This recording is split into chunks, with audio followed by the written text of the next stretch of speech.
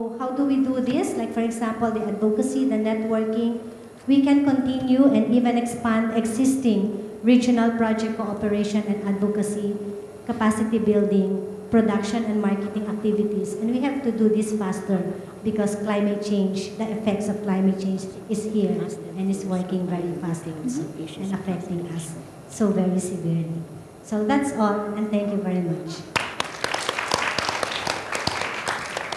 Thank you very much, Esther. I just about held my 5 minutes on food production, for example, or even typhoons, which we saw, for example, in Burma, or even in Vietnam, which could possibly decrease the output of rice, for example, in the region, and could affect, for example, net food importing countries like the Philippines and Indonesia. So there is really a need for greater cooperation at the regional level to address these issues. And aside from the fact also that such climatic variabilities could also impact on migration, for example, and could increase the burden and the rights of women, especially if we look at, for example, the research of Professor Resurrection. Like, for example, in there she presented about this Mekong region, where, for example, Mekong region encompasses different countries. So, for example, if climate change impacts negatively on women and migration, there should be also mechanisms where ASEAN could really address these growing issues. And I think this is the right time for us to increase our advocacy, to intensify our advocacy, particularly on gender and climate change, to make it a priority agenda in ASEAN. But however, beyond the adaptation, I think, agenda, I think we also need to impress upon ASEAN that it should have a strong position in the negotiations for the climate negotiations, actually, on the mitigation aspect. Because actually we learned recently that ASEAN has not been taking up a strong position, and I think in a way it is weakening the position of the Group of 77 in terms of advocating for the rich countries who actually have the historical responsibility in terms of reducing their greenhouse gas emission, which would have more impact, I think, in terms of, for us not reaching this beyond 2 degrees. And receiving all these impacts of climate change. So I think we need to push more the ASEAN to have a position so that we can further pressure the rich countries who have, as I said, the responsibility to reduce their greenhouse gas emissions, not only, particularly within the Kyoto Protocol. So I think we should, my specific suggestion is actually in the Manila Declaration, we should have also a recognition of who is directly responsible for the mitigation, and not only respond to the adaptation. Okay, thank you very much. Esther, did you want to respond to that? It's additional insight on what to push, what to add, what to push, and add in the Manila Declaration. And I fully support that that call that ASEAN should have very clear position, even a framework, maybe a strategy, a common strategy on how to address the issues of climate change and disaster risk. Remy? Well, first of all, one of my realization, because we came from the different workshop, right? And we keep talking about UNFCCC. Then I realized, now that we are on the region, can I just voice out my own frustration about the ASEAN?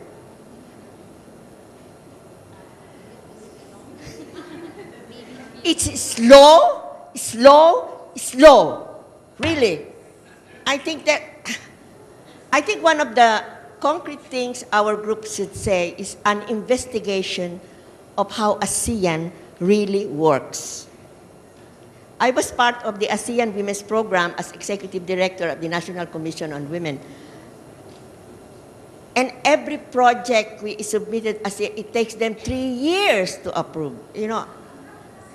before the money arrives, the problem has been solved. So I'm so glad that you mentioned it, right? Thank you very much. So one of the concrete things that I think our region should say is, really let's question ASEAN and ask them to tell us what is their role on this climate change adaptation and disaster risk reduction. I want some very official statement from them coming from this group. I don't know if you're going to do this, but I think we should.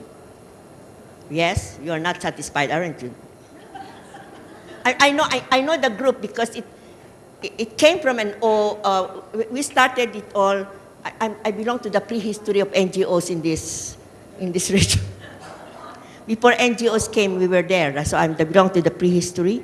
There was no networking in Asia Pacific, and we started it by creating PILDRA for the Philippines, INDRA from Indonesia, TAIDRA for Thailand,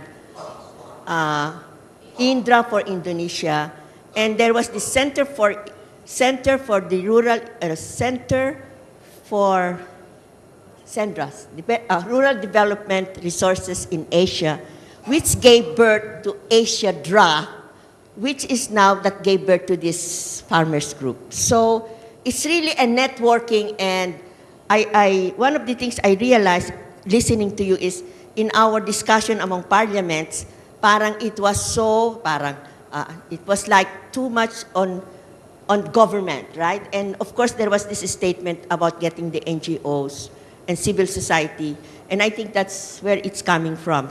So thank you very much for your input. I think that should be part of a one-sentence thing, but it should not be part of the sentence in government, so that we could talk about ASEAN. Thank you very much. Thank you very much. I just received one more question to Babette. Is she here? Oh, okay. This is a question from Cambodia, if I may read this. As mentioned in the presentation earlier, that hydropower development in the Mekong Basin also contributes to climate change, and the research by International River found that there's political issue behind this development. Now, Cambodian communities living along the Sison River have been experiencing the impacts by the Yali Fall Dam in Vietnam. And how can the research influence the governments of the Mekong countries to implement the mitigation and adaptation of climate change?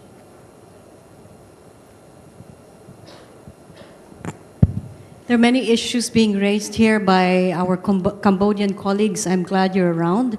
Indeed, one of the key issues with respect to natural resources, notably that of water management in the Mekong region, is that of hydropower development. It's intensely political issue. Certainly there are upstream and downstream issues involved, but apparently there is research emerging, and I have to be corrected here if I'm wrong, that even if hydropower development is now being posed as an alternative energy source or clean energy, it appears that the turbines actually produce, as the turbines actually roll, they actually produce methane.